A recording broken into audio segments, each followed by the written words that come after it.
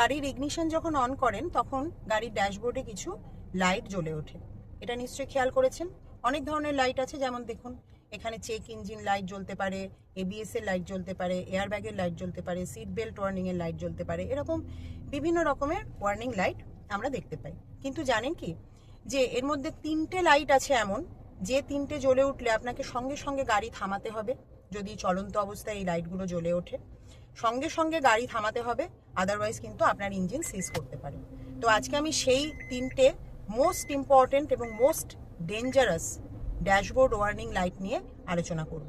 আর একদম শেষে যে লাইটটার কথা বলবো সেটাই হচ্ছে এর মধ্যেও আবার সব থেকে ডেঞ্জারাস ওয়ার্নিং লাইট, যেটা জ্বলে উঠলেই 1-2 মিনিটের মধ্যেই আপনাকে গাড়ি দাঁড় করাতে হবে, গাড়ির ইঞ্জিন বন্ধ করতে হবে, আদারওয়াইজ কিন্তু আপনার ইঞ্জিন সিজ হয়ে যাবে। ঠিক আছে, তো ভিডিওটা একদম সম্পূর্ণ দেখবেন, স্কিপ না করে দেখবেন। এটা জানা প্রত্যেকটা ড্রাইভারের জন্য অত্যন্ত জরুরি। প্রথমে যে লাইটটার কথা বলবো সেটা হচ্ছে ইঞ্জিন টেম্পারেচার লাইন।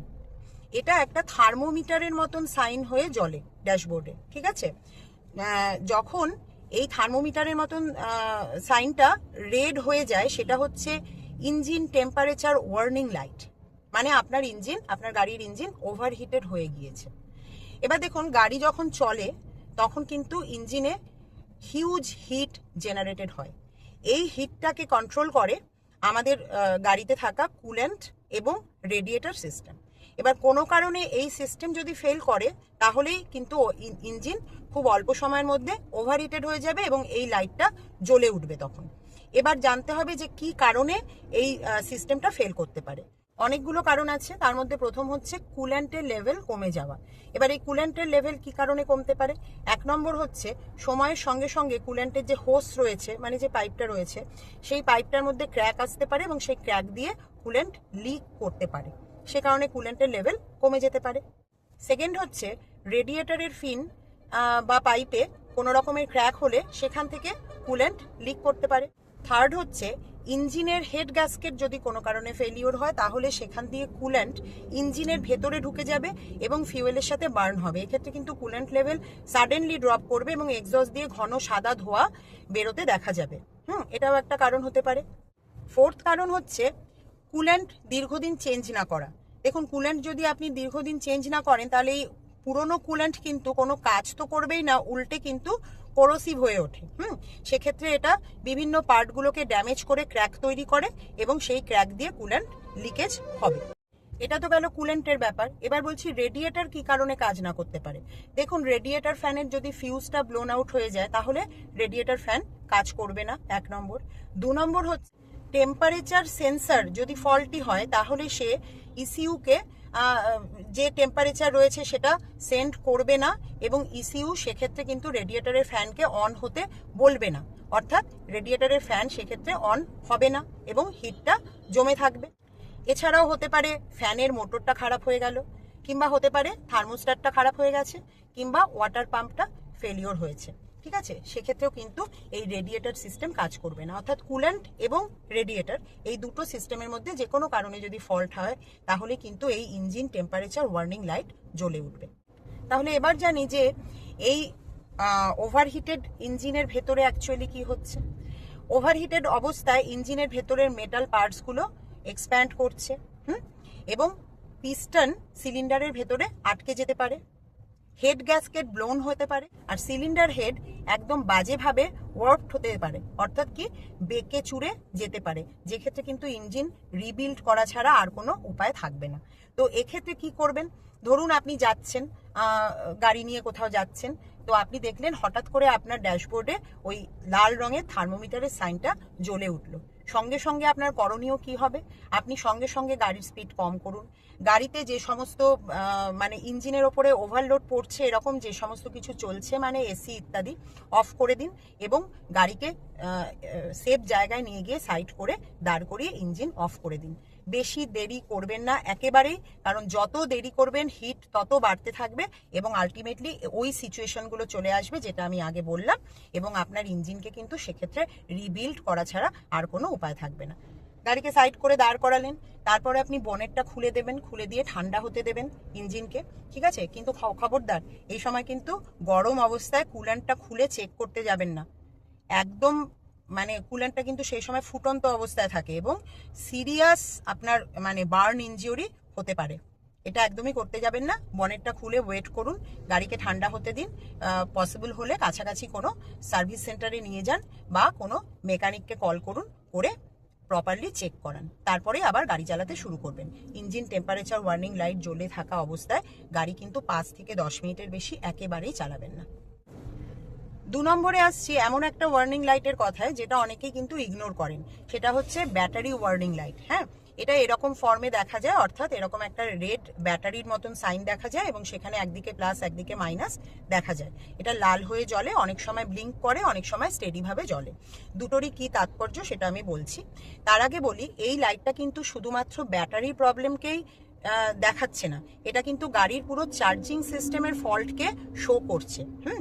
যখন আপনি গাড়ি স্টার্ট করছেন প্রথম, তখন ব্যাটারি সেটাকে স্টার্ট করছে, কিন্তু তারপর কিন্তু অল্টারনেটর আপনার গাড়ির সমস্ত যে ইলেকট্রিক্যাল কম্পোনেন্টগুলোকে পাওয়ার প্রোভাইড করছে। তো এই পুরো সিস্টেমটার যদি ফল্ট হয় তখনই কিন্তু এই লাইটটা জ্বলে উঠবে। কোনো কারণে যদি অল্টারনেটর কাজ না করে তাহলে কি হবে? তাহলে ব্যাটারিকে চার্জ দেওয়া যাবে না, ব্যাটারি চার্জ হবে না এবং ব্যাটারি থেকে কোনো রকমের পাওয়ার আপনার যে গাড়ির যে ইলেকট্রিক্যাল কম্পোনেন্টগুলোর কাছে গিয়ে পৌঁছবে না। অর্থাৎ ধরুন আপনি গাড়ি চালাচ্ছেন, রাত্রেবেলা হঠাৎ করে দেখলেন আপনার হেডলাইটগুলো ডিম হতে শুরু করলো, তারপর ওই লাইটটা জ্বলে উঠলো, হেডলাইটগুলো ডিম হতে শুরু করলো, আপনার হর্ন বাজছে না ঠিকভাবে, পাওয়ার স্টিয়ারিং হেভি লাগছে, এই সমস্ত হতে হতে আলটিমেটলি দেখলেন 5-7 মিনিটের মধ্যে গাড়ি বন্ধ হয়ে গেল। এটাই হবে রিয়েল লাইফে। এবার এই লাইটটা অনেক সময় স্টেডি ভাবে জ্বলে, অনেক সময় ব্লিঙ্ক করে। তো স্টেডি ভাবে জ্বলা মানে অল্টারনেটর অলমোস্ট কাজ করছে না এবং আপনাকে ইমিডিয়েটলি গাড়ি দাঁড় করাতে হবে। আর ব্লিঙ্ক করছে মানে চার্জিং সিস্টেমটা আনস্টেবল হয়ে গেছে, অর্থাৎ অল্টারনেটর কখনো কখনো চার্জ দিচ্ছে, কখনো কখনো চার্জ দিচ্ছে না। এই কখনো চার্জ দিচ্ছে কখনো চার্জ দিচ্ছে না, এটার কারণ হতে পারে অল্টারনেটরের বেল্টটা যেটা সেটা লুজ হয়ে গেছে বা ছিঁড়ে গেছে। তারপরে হতে পারে অল্টারনেটরের কোনো ইন্টারনাল প্রবলেম হয়েছে। তারপর হতে পারে কোনো ওয়্যারিং লুজ আছে, আর পুরনো ব্যাটারি চার্জ নিতে পারছে না, এটাও হতে পারে। ব্যাটারির যে টার্মিনালগুলো সেগুলোতে একটা না হোয়াইট পাউডার জমে, দেখবেন অনেক সময় হোয়াইট একটা পাউডার জমে, এটা লেড সালফেট। ব্যাটারির মধ্যে যে কেমিক্যাল রিয়াকশন হয় সেটার ফলে এই লেড সালফেটটা ওই ব্যাটারির টার্মিনালগুলোতে জমে থাকে। এটা যদি খুব বেশিভাবে জমে যায় তখন কি হয়, টার্মিনালগুলো ব্লকড হয়ে যায় এবং সেখান থেকে পাওয়ার সাপ্লাই হতে পারে না। এটাও একটা রিজন হতে পারে। এই হোয়াইট পাউডারটাকে খুব ইজিলি আপনি নিজেই পরিষ্কার করতে পারবেন, সেটা হচ্ছে শুকনো ব্রাশ দিয়ে ঝেড়ে দিতে পারেন, কিংবা বেকিং সোডা আর ওয়াটারের মানে জলের মিশ্রণ তৈরি করে সেটা দিয়েও আপনি এটা পরিষ্কার করতে পারেন।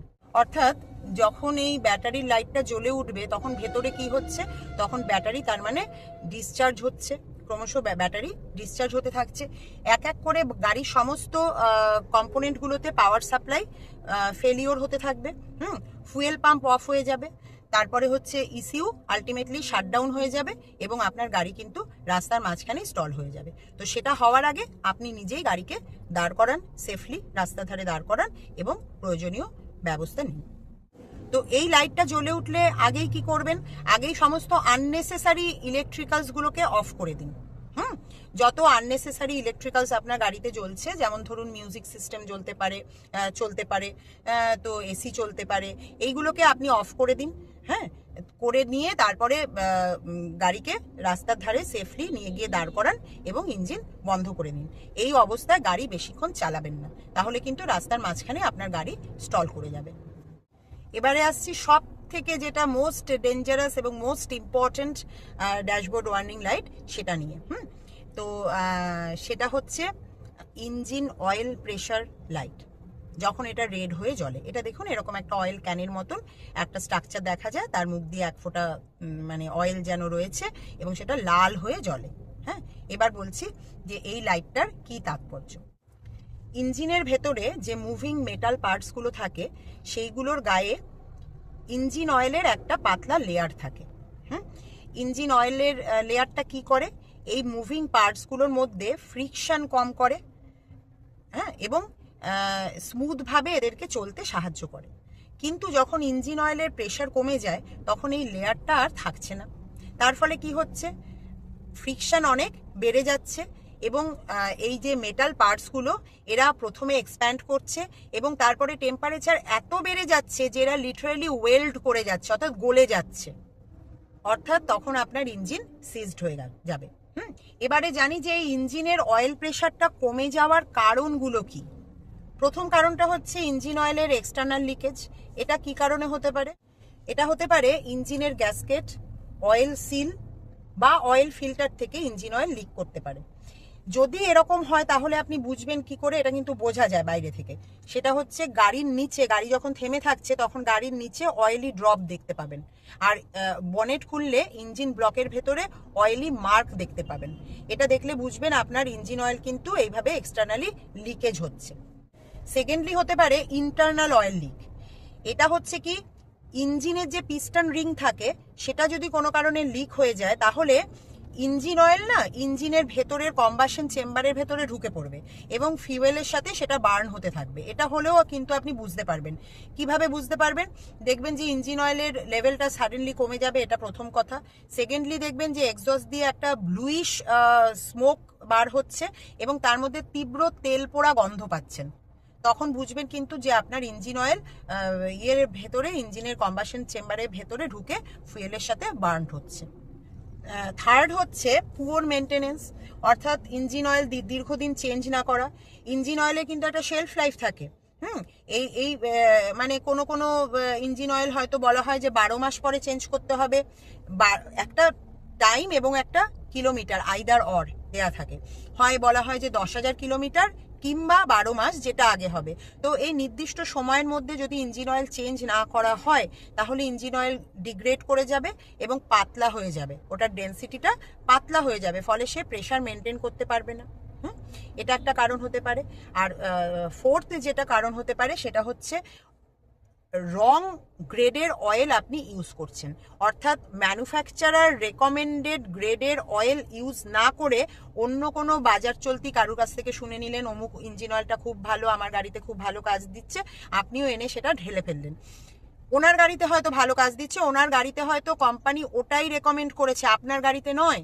তো আপনার কারের ম্যানুফ্যাকচার রেকমেন্ডেড গ্রেডের অয়েলই আপনাকে ইউজ করতে হবে, এটা মনে রাখবেন। নেক্সট কারণটা হচ্ছে ইঞ্জিন অয়েলের যে পাম্পটা থাকে সেটা যদি প্রপারলি কাজ না করে বা কাজ করা বন্ধ করে দেয় তাহলে কি হবে? ইঞ্জিন অয়েলটা ইঞ্জিনের ভেতরে সার্কুলেট করতে পারবে না এবং সাডেনলি ওই ইঞ্জিন অয়েল প্রেশার লাইটটা কিন্তু আপনার জ্বলে উঠবে। এটা কিন্তু এক্সট্রিমলি ডেঞ্জারাস।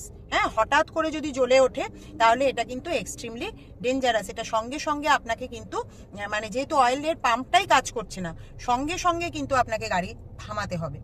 এবার আরও কারণ আছে, সেটা ধরুন অয়েল ফিল্টারটা ক্লগড হয়ে গেছে, অনেকদিন ধরে পরিষ্কার হয়নি, সুতরাং সেক্ষেত্রে অয়েল ফিল্টারটা যদি ক্লগ হয়ে যায় তাহলে ইঞ্জিন অয়েলটা প্রপারলি ইঞ্জিনের ভেতরে আসতে পারবে না এবং সার্কুলেট হতে পারবে না। এটা একটা কারণ হতে পারে।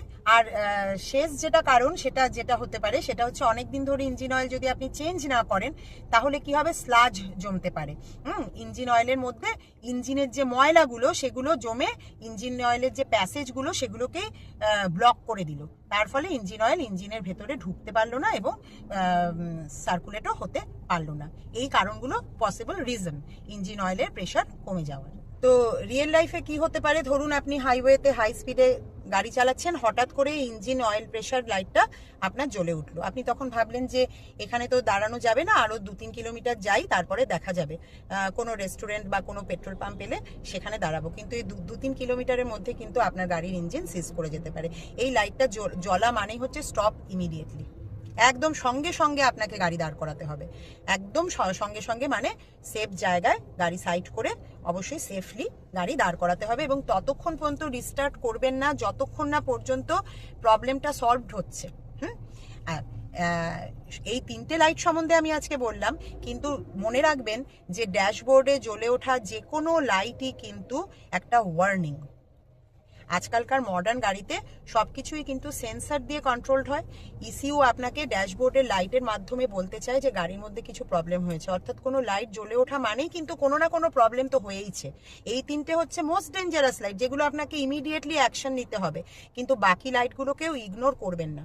কোনো লাইট জ্বলে উঠলে সঙ্গে সঙ্গে কিন্তু সেটা সম্বন্ধে ব্যবস্থা নেবেন, প্রপারলি ওটাকে ইন্সপেক্ট করাবেন এবং কি প্রবলেম আছে সেটাকে সলভ করাবেন।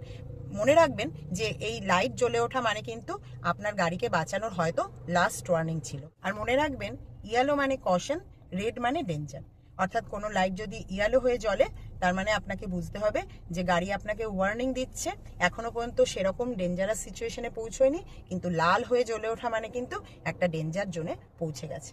তো এই ড্যাশবোর্ড লাইটগুলো সম্বন্ধে কোনো ডিটেলড ভিডিও যদি আপনারা চান তাহলে অবশ্যই আমাকে কমেন্টের মাধ্যমে জানাবেন। আমি এই ড্যাশবোর্ড লাইটগুলো নিয়ে ডিটেলসে একটা ভিডিও করব। ভিডিওটা এই পর্যন্তই, আবার দেখা হচ্ছে আপনাদের সঙ্গে নেক্সট ভিডিওতে।